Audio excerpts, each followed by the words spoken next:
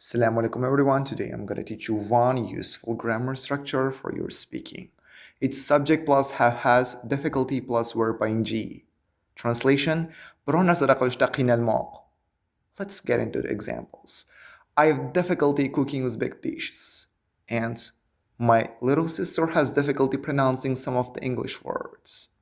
Ya'ni, men o'zbek ovqatlarini tayyorlashda biroz qiynalaman va mening kichkina singlim ingliz tilidagi so'zlarni talaffuz qilishda ozgina qiynaladi.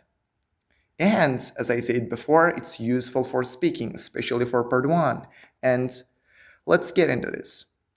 Do you like cooking? Yes, I do enjoy cooking, especially Uzbek dishes. However, I sometimes have difficulty preparing complicated meals because they require a lot of steps and attention to detail. So most of the time, I stick to simple recipes.